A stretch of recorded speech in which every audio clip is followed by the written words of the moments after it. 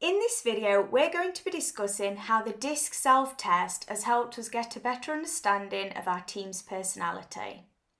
The test is a behavioural assessment which profiles your personality and gives you your results based on 4 criteria. The criteria are dominance, influence, steadiness and conscientious. Your results will give you insight graphs which show you the difference between how you are at home and how that differs to your work behaviours in a very detailed 39-page document. We found these very helpful when dealing with our team and learnt how to approach people differently to get the best out of one another. We've completed these tests online and we've paid for them, but there are free versions out there if you just type them into Google. And if you're interested in hearing a bit more about how they've helped us, then please continue to watch. Hi, so my name's Michelle and this is Serena. Hi. And we are just discussing our DISC test from about a year ago now. It's something we didn't know about before. We'd never heard of it until a consultant came to work with us at Klime-Ezee, and we thought it was really, really helpful. So we're just revisiting it and thought that we would share some of our thoughts and opinions on it because if it's really helped us, we think it could really help other people too. Yeah, definitely. So just to get into it a little bit of what it is, because like Michelle said, we had no idea what these were before. They are basically a little test. They don't take very long. I think it was about half an hour. They are universally acceptable by quite a lot of companies and businesses. It focuses on individual patterns of external observable behaviours and measures the intensity of characteristics using scales of directness and openness for each of the 4 styles, which are dominance, influence, steadiness and conscientious. Using the DISC model, it's easy to identify and understand your own style, recognise and cognitively adapt to different styles and develop a process to communicate more effectively with others.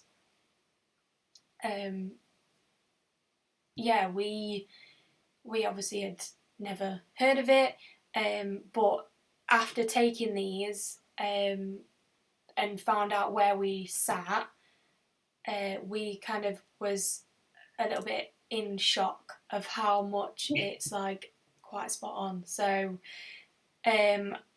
Michelle sits very much under steadiness, conscientiousness and influence.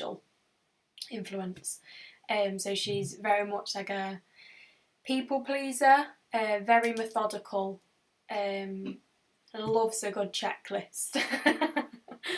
Whereas everyone loves a checklist. Apparently not, judging by other people's, but we love a good checklist. And then mine was high dominance, conscientious and influence, which at first I was kind of like, surely not. But then once you start reading through, you're like, you kind of see, you know what, this is quite bob on. So yeah, and very, very detailed. So there's a huge 39-page results kind of PDF that comes back with this, and it explains a lot of things about your behaviour, your style, how people should approach you. It was quite in depth, and like Serena says, it is quite accurate. Yeah. Yeah, it is. Some people's not so much. I've found by looking at a couple of people's that took the test alongside us that it didn't quite match from what I knew of them.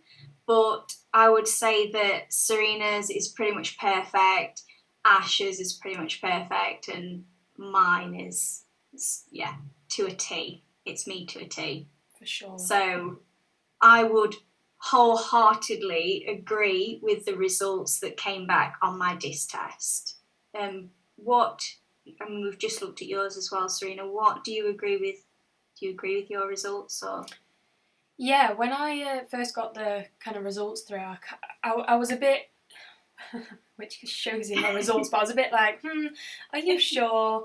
I don't think I'm quite that bad. But then once you start reading through and kind of get the, it does break it down and tells you like what you do like from others, what you don't like from others. And once I started reading it, I was like, you know what, that's really me. I didn't realise, but that is definitely me. I think Michelle's just pulling it up now. My natural style and my adaptive style aren't too far from each other. As you can see on that graph, they're not exactly the same, but it's given with that. It's given like an adaptive style, so it kind of tells you like where you sit on a scale of like 1 to 6. Yeah. With your 4 characteristics. Is that right? Yeah. Word? And then your natural style here too. Yeah. And as you can see, it doesn't stray too far from the other with the natural and the adaptive style. So we were told if your natural style is too far from your adapted style, so your natural style is who you are as a person outside of work, at home, doing your own thing, and your adapted style is who you are at work. And we were told kind of like if your natural and your adapted styles are very different, it means that you are trying to be somebody else at work to try and fit into a role. And we were told that it won't work long term for you. You will just get frustrated because it's not who you are as a person. So when our results came back, as you can see on Michelle's as well, they're not too different. They are a little bit, but not too different, which means that you are quite comfortable in the role that you have. Yeah, we did discuss that. I think my influence, I can agree with it. I do adapt at work, and I do notice that I am a little bit different at work. So that I feel like those are pretty much me. Yeah. Look at this. Was there anything that you found on your results, Michelle, that you kind of thought, I don't feel like that's me? No. No. I know we're going to touch on it a bit later on, but even points to do with like my weaker areas, I just think like nearly every point was just perfect. I can even to do with like the tips of communicating with me. You know, I do like to catch up with people and just talk about things and do a little bit of socializing. I do like to give my input regarding assignments a lot, don't I? That is me. That's my dog yawning under the table. So, you know, I don't like, I don't like to leave ideas or plans without like backup or support. I think that's very, don't manipulate or bully me into agreeing to something else. I won't be fully on board with it. Don't be vague. That is one thing that I don't like. I like Serena says, like a checklist of stuff. I like to walk away from a meeting and know exactly kind of what is expected of me. So I think pretty much like the communication tips and everything. I mean, it's a 39-page document, and I'm pretty much reading that all the way down. It's me. So Yeah. That's good. Definitely It not. means that you can kind of sit in your role quite comfortably, which is great. Yeah, yeah. And another thing that we do get with these, and this is so interesting, it's the behavioural pattern view. So if I pull up, and I'm just going to move my agenda to one side for 2 minutes, because there's actually my score here, then there's Ash's, which is Ash is our managing director. So you can see his, you can see Serena's, and then we've got Jessie's here, which Jessie's in our ops, runs our ops team. So if you kind of just look at all these, and I'll get Serena to explain a little bit more on this in a second, but if you look at everybody's score on here, we hit every box in a way. Every area is covered by upper management team, which is, I guess, quite rare to get that. For sure. We'd not opened them all up next to each other before today, actually. So to see it this morning, we were kind of like, that's why we work so well together, because we've all got a different role to play, but the fact that we're comfortable doing those things, it means that we've kind of got this rounded management team that we're not lacking anywhere.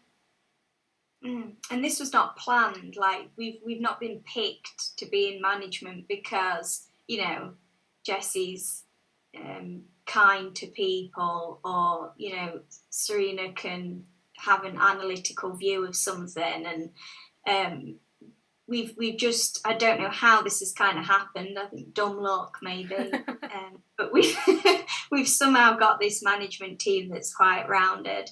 And what's really great about this too is you can see where people are lacking with things. So maybe if there's a situation where it's more of a people situation, maybe Serena or myself would deal with it over, say, like Ash. If it was something to do with making quite a big decision within the company, Ash would probably look to maybe Serena if it was to do with financials. So you kind of can see who out of the upper management team, who you can bounce your ideas off. Yeah. And I love that. Yeah. Just pop the agenda back up. So yeah.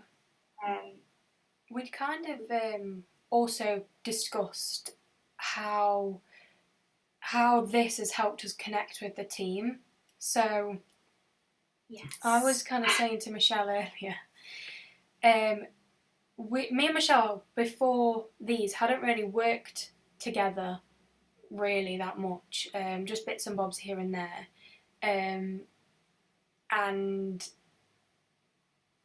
then with me and Ash are both, as you can see, quite high D on our results, and we used to clash all the time because we're both quite assertive, and it just meant that it was quite I don't want to use the word toxic, but quite an aggressive work environment between us two, because we didn't know how to communicate, and because we were both quite similar, not the same but quite similar, that's how it became.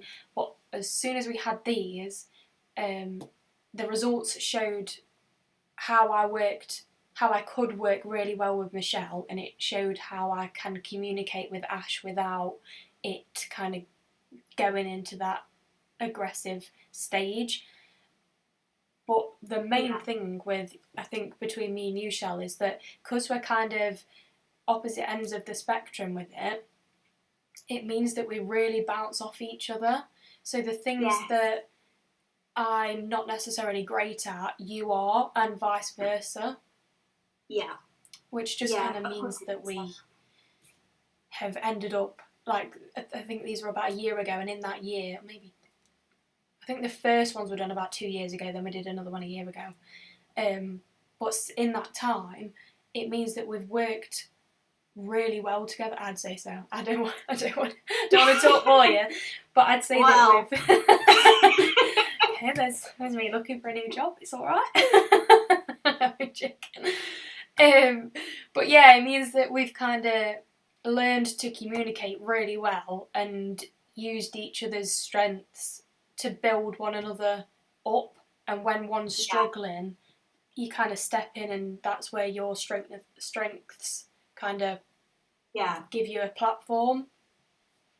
Yeah, I would definitely agree with that. I think the worst thing that you would want is two people in charge that say, you know, sit in your S side maybe, or, you know, SC. If we were both sat in this, you know, upper management, you don't want everybody sat just being very supportive. It's good to have, like Serena says, like a well-rounded team, because then you can bounce your ideas off each other, and you can learn from each other as well. There's stuff that I've learned from Serena with her being like analytical and the way that she works. So it would be interesting to retake these DISC tests over a year on to see, you know, how, or if you've moved, because I would imagine that as you grow as a person anyway, that you would kind of move around these charts. Yeah. It'd be probably interesting to see kind of what our first ones were and what they were the year on, and then another one now. It'd be interesting to track the movement. Sure. Yeah. Yeah, definitely. I think, like you were saying, about having two kind of very supportive and persuasive people, if you had two upper management people like that, it'd kind of be more of a... There wouldn't really be many results, in the sense that you kind of just both people pleasers, and that wouldn't work very well, because there's no kind of authority. No, that's not the right word. There's no kind of directness with it. Yeah. Directness, yeah, that's a good one.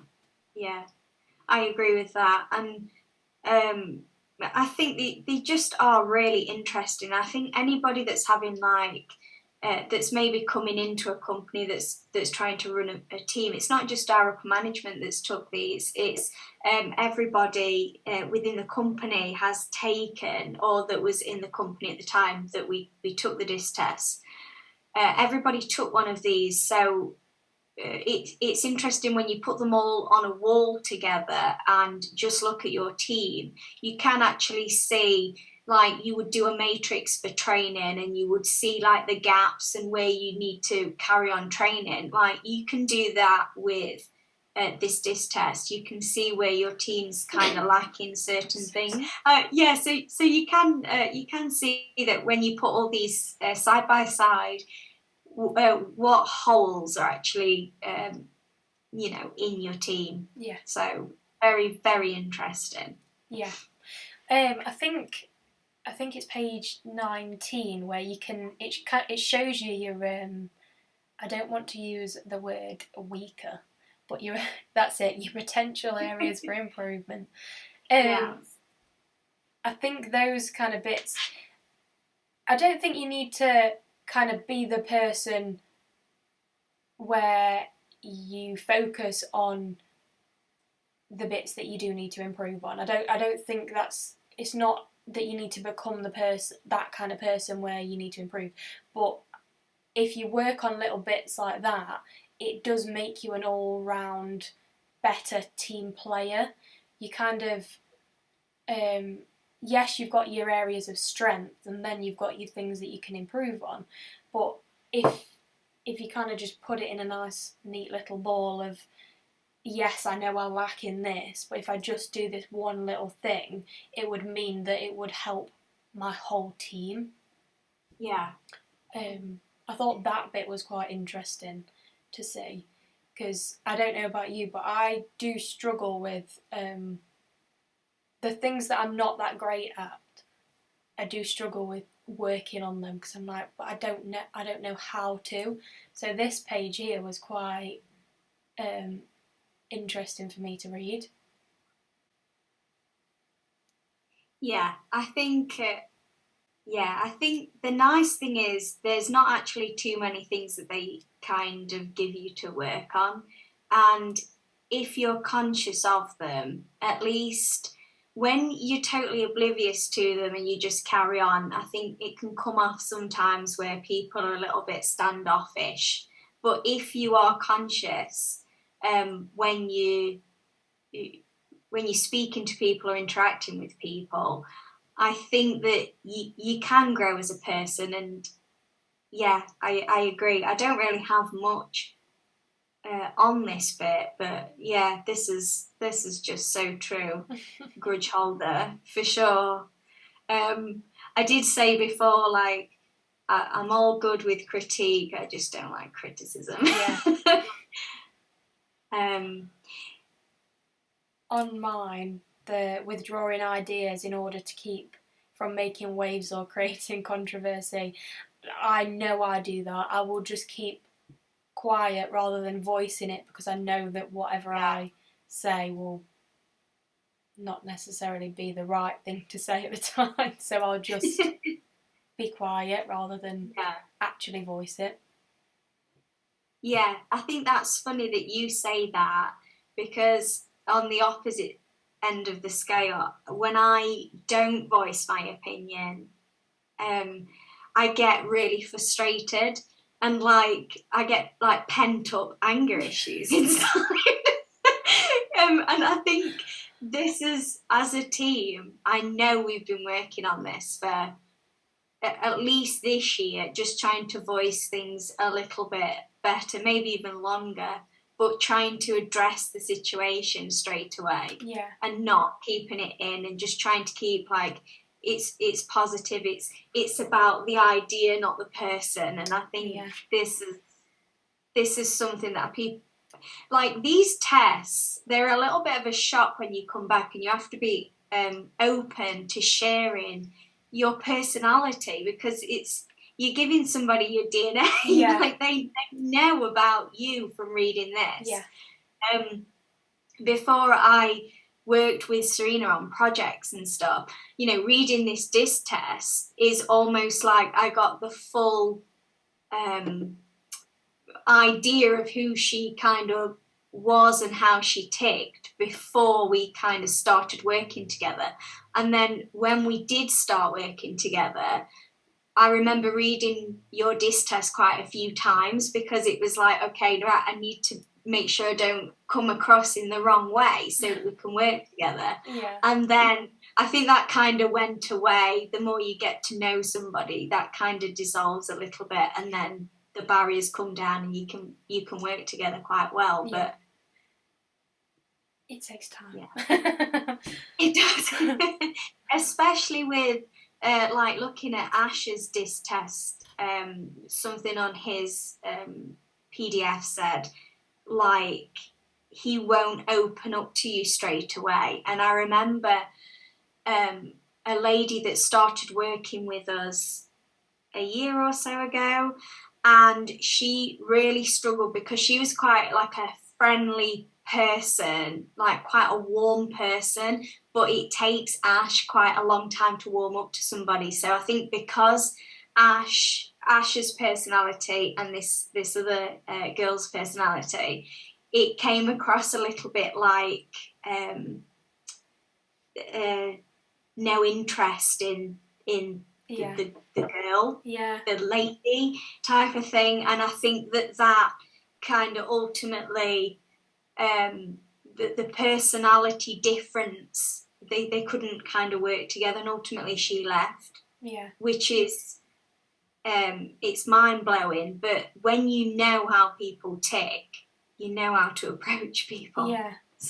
I think what you kind of just said there with these give like clarity, it really does. So I was thinking about in the sense of as an employer, when we kind of take people on, like you say, if they was to kind of do this straight off the bat, you get a view of who they, like an overview of who they are and how they tick.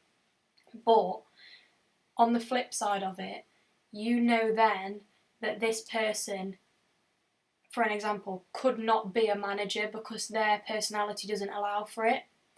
And then if you were trying to push somebody into a role that they do not feel comfortable doing, you know that you're going to be wasting your own time. And you know straight away that it's either going to work or it's not. And I think that's probably one of the biggest things that came from it, is that one of the, in fact, I think it was two of them that had initially took these tests that were team leaders at the time. Their results came back and they were not management material, as in they did not have the kind of attributes that would come with a manager. And you knew that if you pushed them into this role and they were doing that for a long period of time, they would crumble because they're not comfortable doing it. And we knew that from these tests, and therefore kind of once we'd got the results back and sat down with them, and they was like, no, this is right. I don't feel comfortable doing it. And really, that was that. I think that was probably one of the first lot we did. That was a big thing that we got from it. As other than obviously us guys working together really well from it, I think that was one of the bigger things where you get an overview of that person will not fit that role, and vice versa. An employee can look at managers and see how they work or how they tick, and then work with them. So you know how to communicate with them, like we were saying earlier. You know then how to communicate with them. You know what's expected of you from that person, and it works really well. It just gives a lot of clarity that you didn't realise you needed. Although some of it seems really obvious, you didn't know you needed it, but you really do. Yeah. But yeah, that was. That's so interesting that you say, like, you put that in front of the team leads. So when they read their DISC score and said, oh yeah, this is definitely me, did any of them kind of step down, or did they want to work on? What kind of happened with that situation? Do you remember? We're talking 2 years ago, and I don't remember what I did last night, let alone 2 years ago. But vaguely, what I remember... No, it's fine. Vaguely what I remember was one of them... I believe there was 3 at the time. One of them stayed with us a while because his personality was quite a dominant one, which kind of fit a management role. But the other attributes he had was more aggressive rather than influential, which meant it didn't work long term. But he did stay as a team lead. It wasn't something that would work out long term. The other two, although they didn't step down, they didn't last much longer at the company. Interesting. That's as far as I remember, to be honest. I know that the two didn't last very long, and they left probably within 6 months, and the other guy was there for a few years. Okay. Yeah, I know we've had like people in the past before that have wanted to step up and do leadership roles and stuff. I kind of feel like within our company, because we're only small, we're only under 20 people. Yeah. I feel like we have a lot of flexibility, and if people kind of show their skill set in something, it's quite easy for them to take like a department and lead a department. So we also had the last point we need to cover is, because this is so interesting, wearing too many hats can cause confusion and be quite detrimental. Yeah. What happened with this, Serena? Oh, well, this is a story. No, sorry. It was, so at the time, I took another DISC test, and the results came back inconclusive, basically. It basically said can't give you a result because at this moment in time you are either wearing too many hats, as in you are trying to be too many things to too many people, and therefore we can't help you. Or you just have complete confusion on your role, which at the time was so accurate. I was just kind of whatever needed doing, which is a great trait. The great traits to have if you need to do this, and this, and there's nobody else to do it. It's great, but long term you cannot sustain it. It's completely detrimental to an employee to be having too many roles or no clarity on a role. So yeah, my results came back inconclusive for that one. But it was very interesting to see, because I knew I was drowning. It sounds really quite dramatic, but I knew I was drowning in the role that I was doing. Well, there was no role, it was just kind of whatever it was at the time that needed doing. I knew I was drowning with everything that I had going on. I didn't know how to explain that in my own words, but then once I'd done this and those results came back, and I kind of just showed you guys and was like, this is probably the best I can give you as to why I'm struggling, and I don't know where to go from here. So although I didn't get a result, it did in the way that I was kind of like, it gave me an answer that I didn't know that I had or needed. Yeah. Yeah.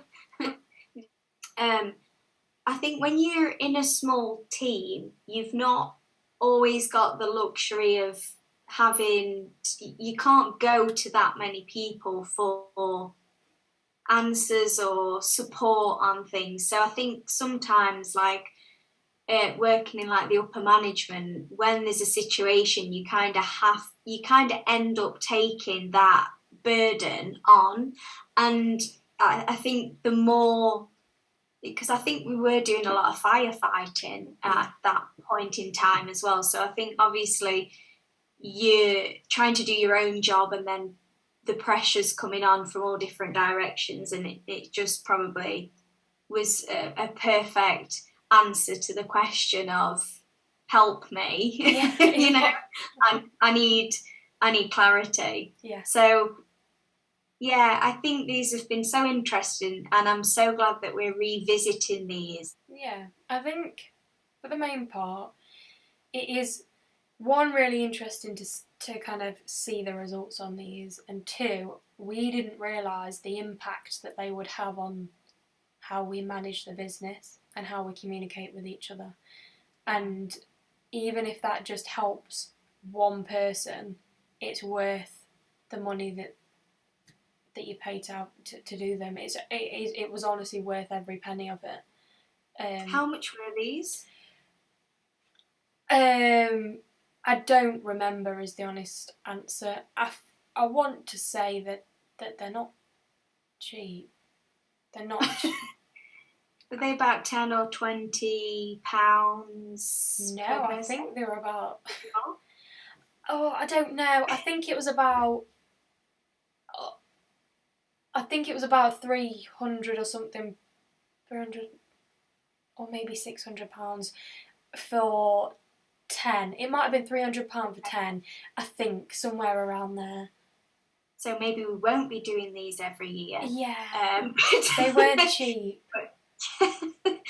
But yeah, they're worth every penny, I guess, and to have the insight that you've got, like Ash and I, we worked together, obviously before we took these DISC tests, we worked very well together because we are quite opposite anyway. And then taking these and obviously seeing that I'm quite opposite to Serena, that worked out. And it's the same really with Jessie, because Jessie's, although sits quite next to me on the I'm going to call it a wheel. I'm not sure. Sits, quite close. He does have traits that I kind of don't have, and stuff. So very, very interesting. Yeah, I think, like you say, it's if we can, even if one person goes on to do them and gets a better team out of it, it's worth it. It really is worth it.